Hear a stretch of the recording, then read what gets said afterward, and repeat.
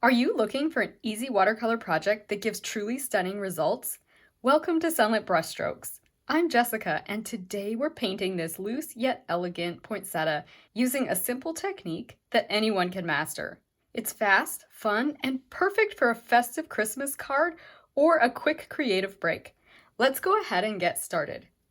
All right, so I've gone ahead and traced my poinsettia onto a piece of watercolor paper. This is actually a student grade watercolor paper today. This is by Van Gogh, but I would encourage you experiment with the watercolor paper you have on hand. I also have some student grade paints. I want to work with cheaper supplies to show you don't need fancy supplies for this loose technique we're going to be doing. Now my paper is a 4¼ by a 5½, which is going to make a quarter fold card. But I do include several sizes of outlines on my Etsy shop so that you can print and trace the one that works best for you. I also do have some paper towel and I have some water here. I'm going to be using a fair amount of water for today's technique, so you'll want that on hand. And I like mixing my own color mixtures here, and so I have a couple different reds. I have one that's a little more vibrant, so just mix it up in my well here. You can see it looks something like that. Let's just add a bit of water so you can see what it looks like watered down. And I'll just put a little water here and drop the darker color here as well, so you can see a little bit of the variety we're going to get from this darker red. And then I have a couple of greens. I've got a lighter and darker green. So there's my lighter, I guess I should say more olivey green. You can see when I add water to it, it looks like that.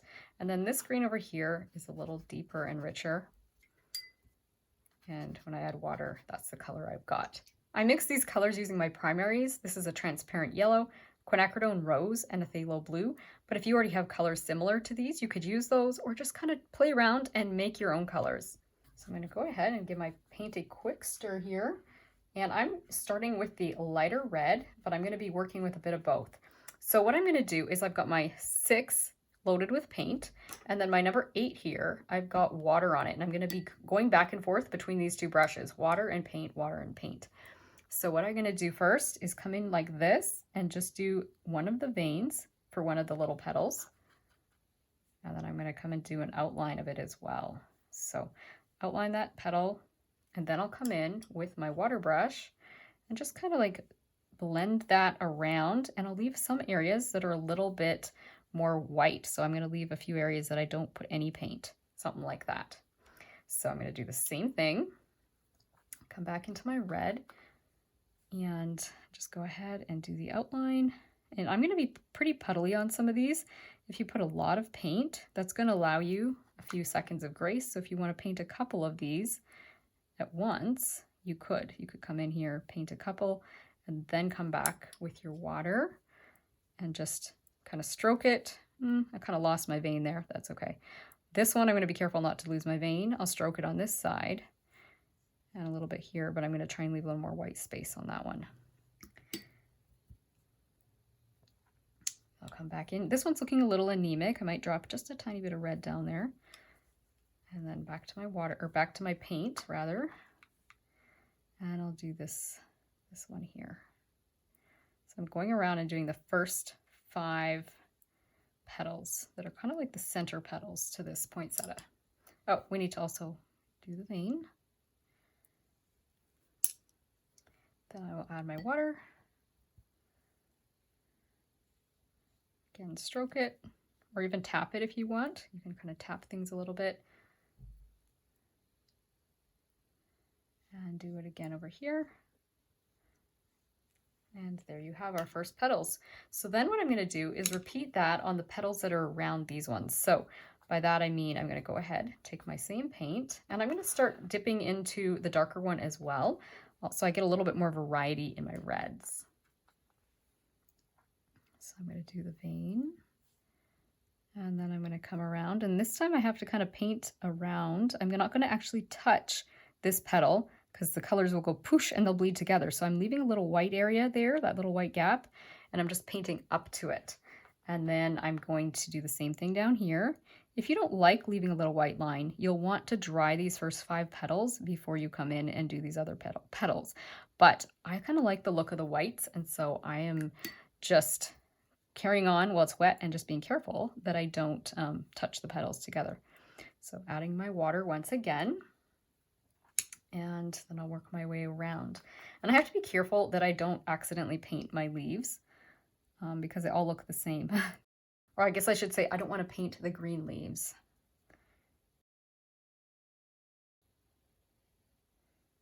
Just going to come in here and paint. Once again, try and make sure I don't touch. You can see some places I touch slightly. It's not too big a deal if it touches just a little bit. I'm going to add some water. That almost is overworked a little bit, but I'm going to start dropping a little bit of this other dark red in here as well, so we get some variety in our reds. So dropping a little of that in, just like so. And I'm going to use this on my brush right now, so it's the darker red. I'm going to come in here and do this one with the darker red, just see how it looks. Then I'll have a little bit of variety in my petals. Come down here. And then, ooh, see, you can see I almost touch. It's drying fast enough that it's not ruining anything, so I'm good with that. Then we'll do the water. Tap it off. I can tell I'm getting almost too much paint going on, and there we go again. I like that color. I'm going to add a little bit more of that into some of these. You know what? I might even put a little bit here while it's still wet. And just drag that around so we can kind of keep the harmony. I don't want one side of the flower to be too different from the rest. Let's just tweak that a little bit.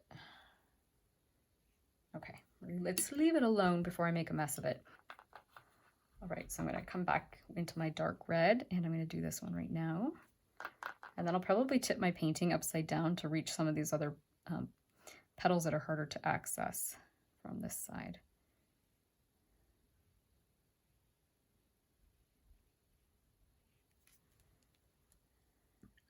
I'll go with my water once again, blend that around. And you can decide how much white space you want to leave. If some of these you really want to be able to just kind of mush them together a little bit more and have a little less white space, that's pretty as well. I like the look of both.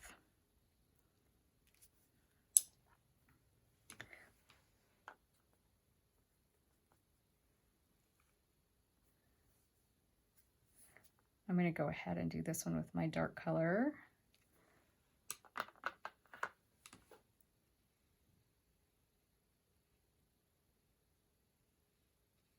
I'm kind of making a little bit of a mess there, that's okay. Just come up to there, and once again, add water. So we're really just outlining the vein and the outside of the petal, and then adding some water, and just leaving a few splashes of light so that we get some variety. Let's come in here and do this one. Now, just be careful. You got to kind of paint around the little berries here. There's just a couple spots you got to watch for that. So just gently paint around them. We're fine here. There's no berry. And it'll come down here. And then I think I might even, not even worry about outlining that one fully. Let's just see how it looks if I come with the water up to there. I can always add an outline if I don't like the way it's looking, but sometimes I tweak things as I go. Let's see how we like this one. Do we like it without the outline? I think it does look better with having that outline all the way to the edge, so let's just do that. I'm going to come back into my lighter red again, and I'm going to do this one, I think, with this brighter red. So do that quickly.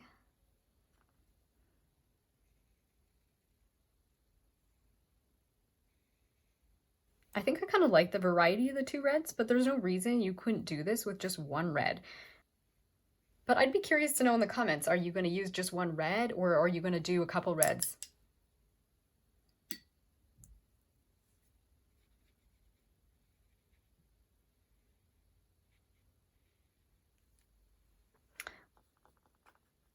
Now I'm trying to figure out which color to do this one. I think I'll go with the brighter red because I'm thinking I might go darker for the berries, and the berries are over here.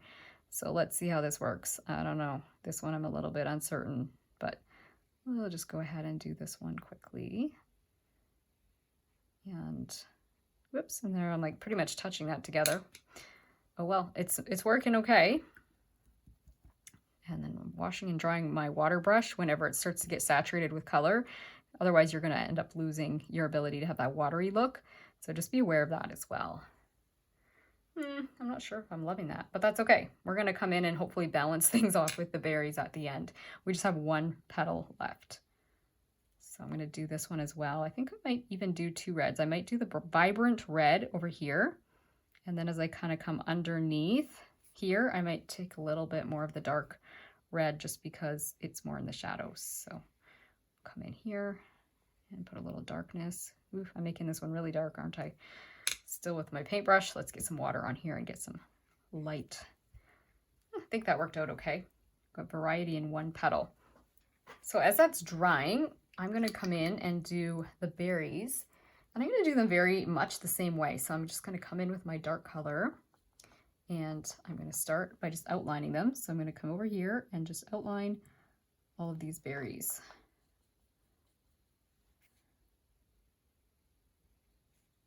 Take your time. The circles can be a little bit of a challenge. And if you do anything wonky, you can always just enlarge the berry a little bit. So don't be too worried about that. Okay, let's do this one. Ooh, there's an example of going wonky and then having to enlarge the berry. Okay, that's okay. And changing things a little bit from what I had in the outline, but not bad. Okay, so now what we're going to do is take a brush. I'm actually going to use a firmer brush like the Simply Simmons number 6, but you could use whatever brush. This one just holds less water, so I'm going to have a little more control. And what I'm going to do is come into these and I'm going to do like a little bit of a C shape like this and leave an outline on the upper right, but I'm going to kind of bring in that color with my water and just kind of go like so, like a crescent shape, I guess you could say. So just do that everywhere. Do that up here. You don't have to wash your brush between every one, but if you feel like you're starting to lose that light, then you might need to wash your brush. Part of it is also going to be how much paint is on your berry and how quickly things are drying. So you can see some of them I've lost the light look and some are very translucent. If you want more translucency, you can just lift some paint out with your brush, dry your brush off, come back in, tap a little bit more out of it, or I should say soak a little bit out, and then tap the excess paint on your paper towel. So that's how you can get a little bit of translucency if you want it in your berries. If you're enjoying today's video, I would love to invite you to join my free newsletter. In it, you'll find creative inspiration and be the first to know about new tutorials, classes, and workshops. If that sounds like something you'd enjoy, you can find a link in the description below. Now let's get back to painting. And then finally, we get to do the leaves, and I'm going to do them the exact same way.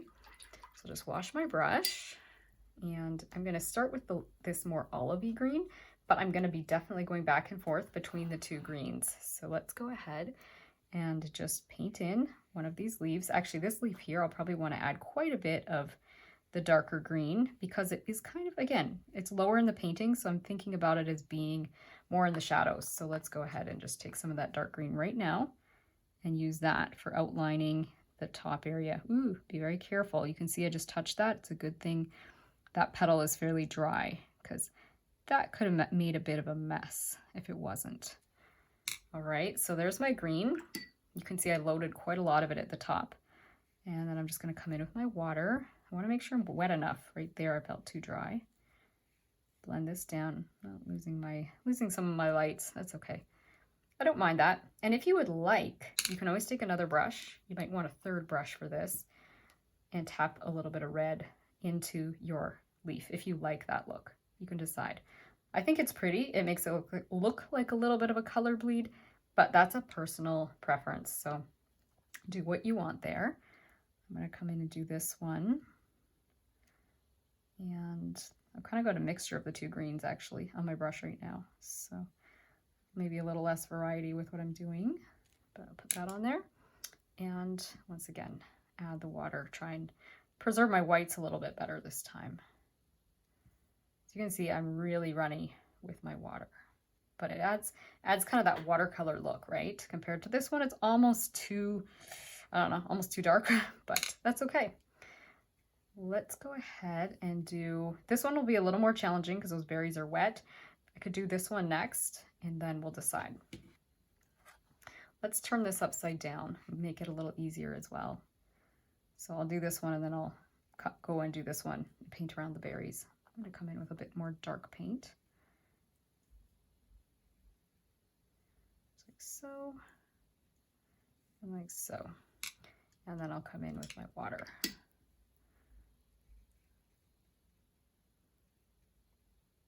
Just like that. And maybe tap a little bit more in. We could even tap a little red into this one again because we have a little bit of variety. So let's tap a little bit of red in there. And then water to help encourage it around because it's not moving around quite enough. The paint's kind of sitting still. There we go. I'm getting a little bit of mud. I could throw a little bit of green on top. This is my water brush, but it's okay. All right. Now we can try this. I can see my berries are kind of like half dry. This is where you're going to have to decide. If you want to play it safe, let your berries dry completely. I'm still going to try and leave the white outline, but just be careful as you work around them. Okay, let's go into the darker green again.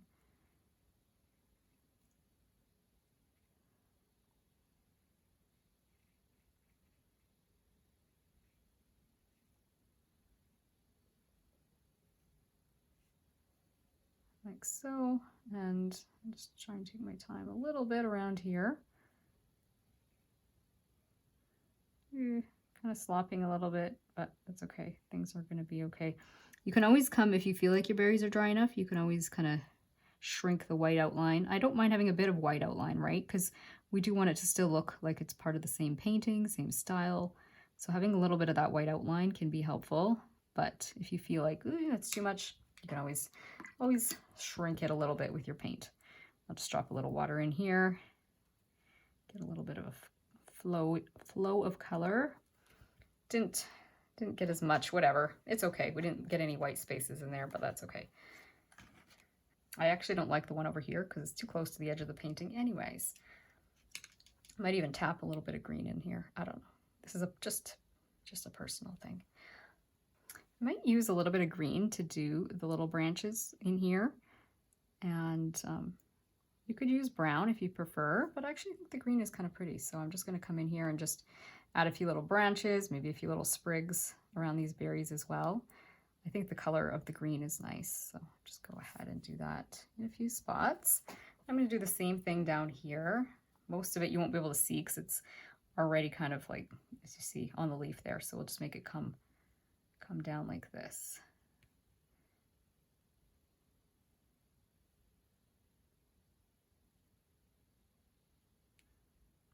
Just like that. Maybe one there. And then finally, I'm just going to come in and add a little bit of yellow into the center of this.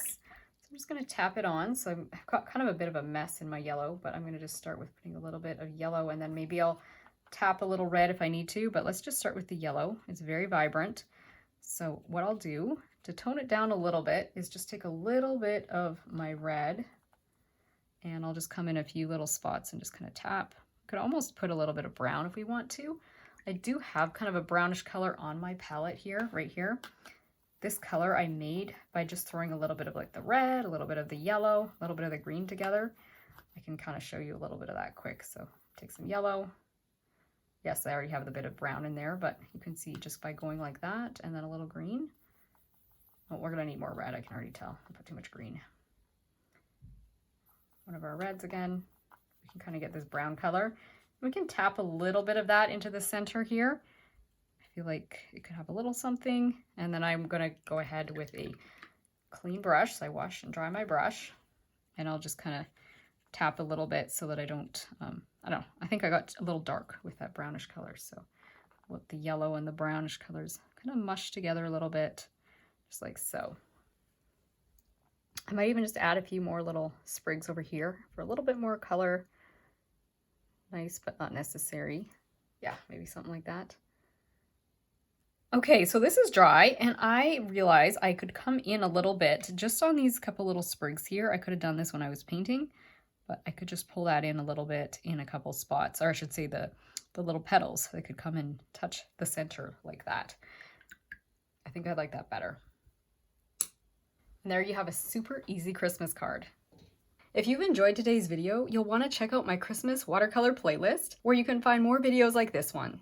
In the meantime, I hope this tutorial has brought a little taste of God's beauty and peace into your everyday life, and that it's inspired you to continue enjoying your own creative journey. See you again soon. Bye!